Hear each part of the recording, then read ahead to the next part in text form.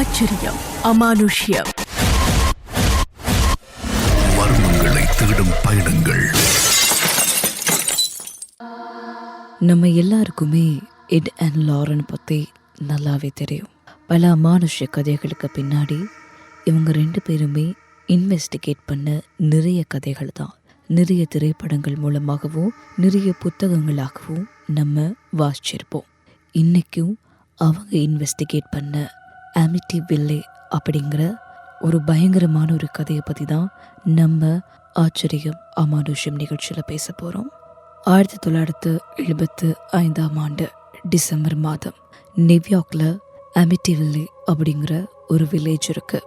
George மற்றும் Kathleen லட்ஸ் அப்படிங்கிறவங்க 2 பேருமே கணவர் மனைவி 2 பேரும் ஒரு வீடு தேடி அலைஞ்சிட்டே இருக்காங்க. ஆனால் பார்க்குற ஒவ்வொரு வீடும் அவங்களுக்கு அமையவே மாட்டேங்குது. அவங்களோட பட்ஜெட்டுக்கு ஏற்ற மாதிரி ஒரு வீடு கிடைக்கவும் மாட்டேங்குது. அப்புறமா 112 ஓஷன் அவென்யூ அப்படிங்கிற ஒரு இடத்துல ஒரு பெரிய வீடை பார்க்குறாங்க. பார்த்ததுமே இவங்க 2 பேருக்குமே அந்த வீடை பிடிச்சு போகிறாங்க. அந்த வீட்டோட விலையை கேட்குறாங்க. விலையை கேட்டதுக்கு அப்புறமா அவங்க 2 பேருக்குமே ஷாக் ஆகுது. காரணம் என்னது அப்படின்னா, அவங்களோட பட்ஜெட்டையும் தாண்டின வீட்டோட ப்ரைஸ் தான் அது. ஆனாலும் பரவாயில்ல, வீடு ரொம்ப பெருசாக இருக்கே, இந்த விலைக்கு கொடுத்து வாங்கலாம் அப்படின்னு அவங்க கேட்ட $18,000 கொடுத்து அந்த வீட்டையும் வாங்குறாங்க. வாங்கினதுக்கு அப்புறமாக ஒரு ப்ரைஸ்ட்டை ஒரு ஃபாதரை கூப்பிட்டு அந்த வீட்டுக்கு போயிட்டு நீங்கள் பிளெஸ்ஸிங் பண்ணுங்க, நாங்கள் வீட்டில் இருக்கக்கூடிய, அதாவது பழைய வீட்டில் இருக்கக்கூடிய பொருட்கள் எல்லாத்தையுமே அரேஞ்ச் பண்ணிட்டு அந்த வீட்டுக்கு வந்துடும் அப்படின்னு சொல்லிட்டு ஒரு ஃபாதரையும் அனுப்பி வைக்கிறாங்க. அவரும் அந்த வீட்டுக்கு போகிறாரு. கிரவுண்ட் ஃப்ளோருக்கு போயிட்டு அதை பிளஸ் பண்ணுறாரு. அதுக்கப்புறமா ஃபர்ஸ்ட் ஃப்ளோருக்கு போகிறாரு, பிளஸ் பண்ணுறாரு. 2வது மாடிக்கு போகிறாரு. அப்போ தான் ஒரு அமானுஷ்யமான விஷயம் அந்த ஃபாதருக்கு நடக்குது. அது என்னது அப்படிங்கிறத தொடர்ந்தும் நிகழ்ச்சியோடு இணைந்திருக்க சொல்கிறேன். அமிட்டிவில்லே குலைவர் போகிறாரு. அந்த ஃபாதர் போயிட்டு 2வது மாடிக்கு போகிறாரு அப்படின்னு நான் சொல்லியிருந்தேன். 2வது மாடிக்கு போயிட்டாரு அப்படின்னு சொல்லியிருந்தேன். அவர் 2வது மாடிக்கு போயிட்டு பிளெஸ்ஸிங் பண்ணிட்டு இருக்கும்போது ஒரு சத்தம் கேட்குது. ஓடோடி போய் எந்த பக்கமாக கேட்குது அப்படிங்கிறத பார்க்கறதுக்காக ஒரு ரூம்குள்ளே போகிறாரு. அந்த ரூம்குள்ளே போகிற நேரம் ஒரு சத்தம் கேட்குது. அது என்ன சத்தம் அப்படின்னா, கெட் அவுட் அப்படிங்கிற ஒரு சத்தம் தான் அவருக்கு கேட்குது. அப்புறமா அந்த ரூம்குள்ளே போயிட்டு பிளஸ் பண்ணுறதுக்கு ஆரம்பிக்கிறாரு. திரும்பவும் ஒரு பெரிய காத்தடிச்சு அந்த ஃபாதரை அந்த ரூம்லேருந்து வெளியே துரத்துது. அப்போவுமே அந்த ஃபாதருக்கு கேட்ட அதே சத்தம் தான், கெட் அவுட் அப்படிங்கிற சத்தம் அந்த ஃபாதருக்கு கேட்குது. அதுக்கப்புறமா பயந்து அந்த ஃபாதர் ஓடோடி வெளியில் வந்ததுக்கு அப்புறமா ஜார்ஜுக்கும் கேத்லீனுக்கும் போய் சொல்கிறாரு, நீங்கள் இந்த வீட்டில் தாராளமாக தங்கலாம், எந்த ஒரு பிரச்சனையுமே கிடையாது. ஆனாலுமே 2வது மாடிக்கு மட்டும் போகாதீங்க. 2வது மாடியில் ஒரு பிரச்சனை இருக்குது. நீங்கள் போனீங்க அப்படின்னா உங்களால் நிம்மதியாக வாழவே முடியாது அப்படின்னு அந்த ஃபாதரும் சொல்லிட்டு போயிடுறாரு. அதுக்கப்புறமா ஜார்ஜ் என்ன பண்ணுறாரு அப்படின்னா, அந்த 2வது மாடிக்கு போகிறதுக்கு இருக்கிற வழியில் இருக்கிற அந்த மாடிக்கான வழியை பிளாக் பண்ணுறாரு. ஒரு பெரிய சங்கிலியை போட்டு அதை கட்டி வச்சிடுறாரு. யாருமே அந்த ஃப்ளோருக்கு போகாத படிக்கு அவர் அந்த இடத்த மாத்துறாரு. அப்புறமா கொஞ்ச காலம் போக 2 பேருமே சந்தோஷமா வாழறதுக்கு ஆரம்பிக்கிறாங்க. ஆனாலுமே அவங்களுக்கு கிரவுண்ட் ஃப்ளோர்லையும் 1வது மாடியிலையும் விசித்திரமான விஷயங்கள், அமானுஷ்யங்கள் நடக்கிறதுக்கு ஆரம்பிக்குது. 1வது மாடியிலையும் கிரவுண்ட் ஃப்ளோர்லையும் அவங்களுக்கு நடந்த அமானுஷ்யங்களை பத்தி நாங்க பேசலாம். தொடர்ந்தும் ஆச்சரியம் அமானுஷ்யம் நிகழ்ச்சியோடு இணைந்திருங்க. ஜார்ஜ் மற்றும் கேத்லீனுக்கு 1வது மாடிலையும் கிரவுண்ட் ஃப்ளோர்லையும் அமானுஷ்யமான விஷயங்கள் நடக்குது அப்படின்னு சொல்லியிருந்தேன். ஜார்ஜ் ஒரு நாள் தூங்கிட்டு இருக்கும்போது சரியா நேரம் அதிகாலை 3:15 இருக்கும். அந்த டைம்ல அவருக்கு ஒரு விசித்திரமான ஒரு சத்தம் கேட்குது. அந்த 3:15க்கு ஜார்ஜ் எழும்பி பார்க்குறாரு. அவரை சுற்றி யாருமே இல்லை, எந்த ஒரு விஷயமுமே இல்லை. சரி, இது ஒரு கெட்ட கனவு அப்படின்னு ஜார்ஜும் தூங்குறாரு. மறுபடியும் ஒவ்வொரு நாளும் சரியா 3:15க்கு அவருக்கு அந்த சத்தம் கேட்குது. கேட்குற டைம் எல்லாம் எழும்புறாரு. எழும்பும் போதெல்லாம் அவரால் தாங்கிக்க முடியாத ஒரு குளிர் அவருடைய உடம்புல ஏற்படுது. கொஞ்ச காலம் போக அந்த குளிரை அவரால் தாங்கிக்கவே முடியல. அதுக்கப்புறமா நெருப்ப மூட்டி அதுக்கு பக்கத்துல போய் உட்கார்றாரு. இதுவே ஒரு பழக்கமா இருக்கே, எனக்கு மட்டும்தான் இந்த பிரச்சனை இருக்கா, இல்லைனா வீட்டில் இருக்க மற்றவர்களுக்கும் இந்த பிரச்சனை இருக்கா அப்படிங்கிறத தெரிஞ்சுக்கிறதுக்காக ஜார்ஜ் போய் மற்றவர்கள்கிட்டையும் கேட்குறாரு. கேட்கும்போது அவங்களுக்கும் இதே பிரச்சனை தான் இருக்கு அப்படின்னு தெரிய வருது. தங்களால தாங்கிக்கவே முடியாத குளிர் அந்த வீட்டில் உண்டாகுது. வெளியில போனா அவ்வளவு குளிர் இல்லை, ஆனா வீட்டில் இருக்கும்போது எல்லா ஜன்னல்களும் மூடியும் எல்லா பக்கமுமே பிளாக்காக இருக்கும் போதும் தங்களால தாங்கிக்க முடியாத ஒரு குளிரை அந்த குடும்பத்துக்கே உண்டாகுது. அப்புறம் ஒரு சில காலங்கள் போக இன்னும் ஒரு அமானுஷ்யமான, நம்பவே முடியாத, எல்லாருக்குமே ஒரு பயத்தை உண்டாக்கக்கூடிய ஒரு விஷயம் அந்த வீட்டில் நடக்குது. அது என்னது அப்படிங்கிறத தொடர்ந்தும் பேசலாம். நிகழ்ச்சியோடு இணைந்திருங்க. கொஞ்ச காலம் போனதுக்கு அப்புறமா எல்லாருமே ஹாலில் உட்காந்துட்டு இருக்காங்க. அவங்களோட ஹாலில் இருக்கக்கூடிய சுவர்ல இருந்து ஒரு பச்சை கலர்ல ஒரு லிக்விட் ஒழுகிறதுக்கு ஆரம்பிக்குது. திடீர்னு எப்படி இது ஆகும் அப்படிங்கிறத அவங்க தேடுறதுக்காக அந்த லிக்விட் எல்லாத்தையுமே கிளீன் பண்ணிட்டு அந்த லிக்விட் எங்கிருந்து வந்திருக்கும் அப்படிங்கிறத பாக்குறதுக்கு குடும்பமே தேடிட்டு இருக்கு. ஆனாலுமே அவங்களுக்கு கிடைக்கல.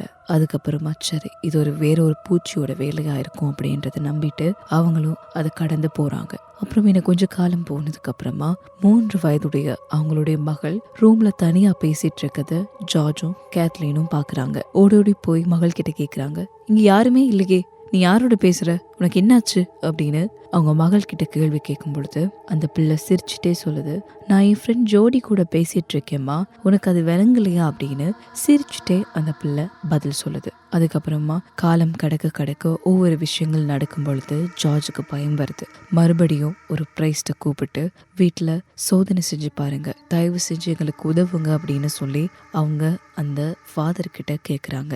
அவரும் எல்லா இடத்துலயுமே தேடி பாக்குறாரு. எந்த ஒரு தடையுமே, அதாவது பேய் இருக்கிறதுக்கான எந்த ஒரு தடையுமே கிடைக்கல. அவர் சொல்லிட்டு போறாரு, இது உங்களுடைய மனப்பிரம தான். ஒரு வீட்டுல இருந்து இன்னொரு வீட்டுக்கு வந்திருக்கீங்க, இந்த வீடு உங்களுக்கு புதுசு அப்படிங்கறதுனாலதான் இந்த மாதிரியான எண்ணங்கள் எல்லாம் உங்களுக்கு வருது. எனவே நீங்க பாசிட்டிவாவே திங்க் பண்ணுங்க, கண்டிப்பா இது எல்லாத்துக்குமே மறந்து உங்களால சந்தோஷமா வாழ முடியும் அப்படின்னு அந்த ஃபாதரும் சொல்லிட்டு போயிடுறாரு. ஆனாலுமே அந்த வீட்டை சுத்தி நடக்கிற எந்த ஒரு பிரச்சனையுமே தீர்ற மாதிரி அவங்களுக்கு தெரியவே இல்லை. மறுபடியும் அவங்களுக்கு அதே குளிர், அந்த வீட்டில் இருக்க முடியாத அளவுக்கு அந்த குளிர் உண்டாகுது. அப்போ அவங்க வீட்டில் ஒரு இடத்துல ஒரு நெருப்பை மூட்டி எல்லாருமே அதே இடத்துல தான் இருக்கிறதுக்கும் ஆரம்பிச்சிருக்காங்க. அன்னைக்கு ஒரு நாள் எல்லாருமே கூடி நெருப்புக்கு பக்கத்துல இருக்கும்போது அந்த நெருப்பு துளிகள்ல இருந்து ஒரு அமானுஷ்யமான ஒரு பேயினுடைய உருவம் அவங்களோட கண்ணுக்கு தெரிஞ்சது. அப்போ ஜார்ஜ் ரொம்பவுமே பயந்து அவருடைய குடும்பத்தில் இருக்கிற அத்தனை பேரோடையுமே ஓடோடி போய் ஒரு மேசைக்கு கீழே ஒளிந்து கொள்றாங்க. அதுக்கப்புறமா இன்னும் பல அமானுஷ்யமான விஷயங்கள் ஜார்ஜோட குடும்பத்துக்கு நடந்தது. தொடர்ந்தும் நிகழ்ச்சியோடு இணைந்திருங்க, நம்ம பேசலாம். வீட்டில் இருக்கவே முடியல, நம்ம என்ன பண்றது அப்படின்னு யோசிச்சுட்டே இருக்கிற ஜார்ஜோட குடும்பமும் ஜார்ஜும் சரி இதுக்கப்புறமா எந்த பிரச்சனையும் வராது, இது எல்லாமே எங்களோட மனப்பிரம தான் அப்படின்னு நம்பிட்டு ஒரு நாள் தூங்க போறாரு. தூங்கி திடீர்னு எழுந்து பார்க்கும் பொழுது கேத்லின் எழும்பி உட்கார்ந்துட்டு இருக்காங்க.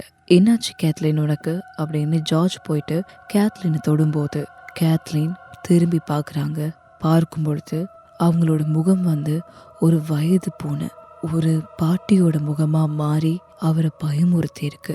இதுல இருந்து ஓடோடி தப்பிக்கணும் அப்படிங்கிறதுக்காக அவர் ஓடி போயிட்டு பயந்து உட்கார்ந்துடுறாரு. அப்போதான் இதுக்கப்புறமா இதை தாங்கவே முடியாது, கண்டிப்பா நம்ம ஒரு பெரிய இந்த பேய் ஓட்டக்கூடிய நிபுணத்துவம் பெற்றவர்களை நாம கூட்டிட்டு வரணும் அப்படின்னு சொல்லிட்டு தான் எடன் லாரன் கிட்ட கூட்டிட்டு போறாங்க. அவங்க மட்டுமே இல்லாம பல ஃபாதர்ஸும் இந்த வீட்டுக்கு வர்றாங்க.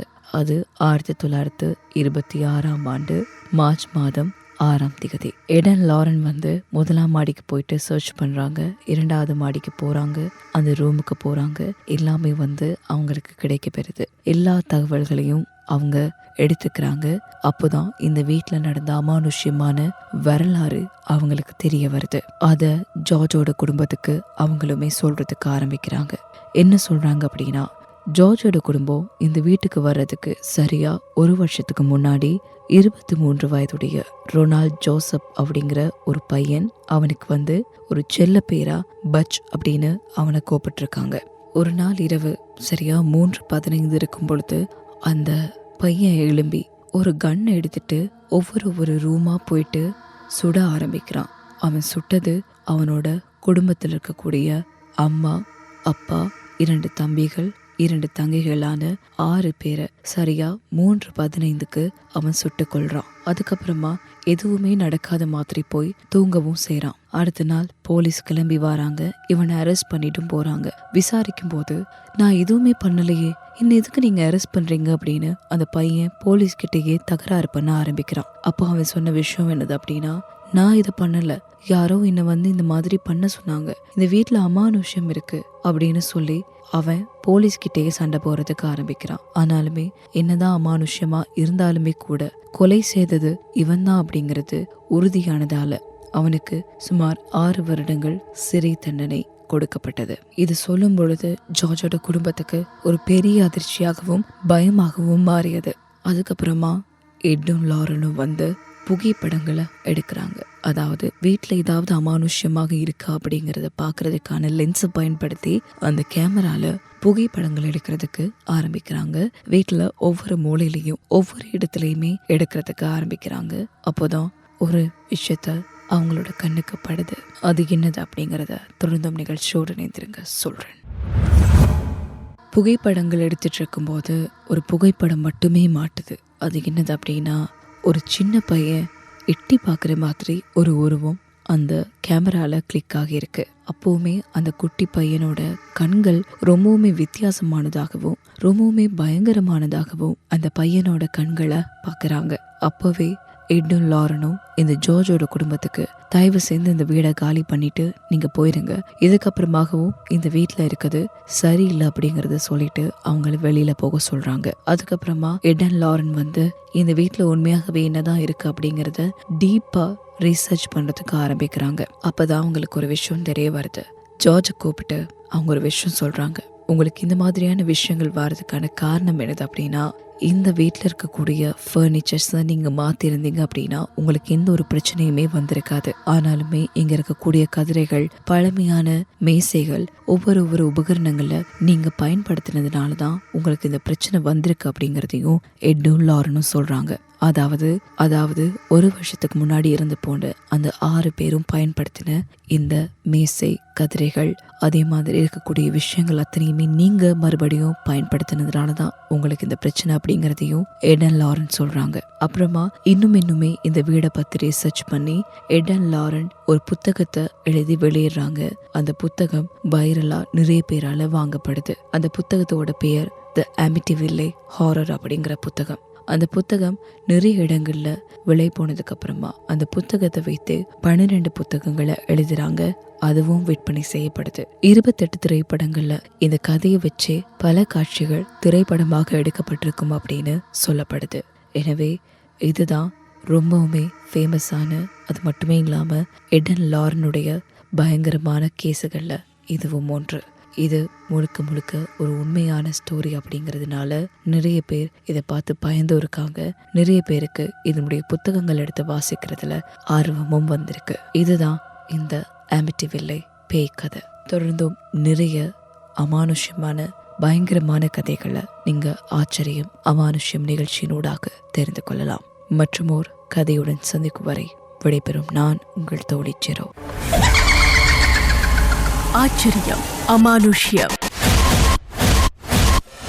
மர்மங்களை தேடும் பயணங்கள்.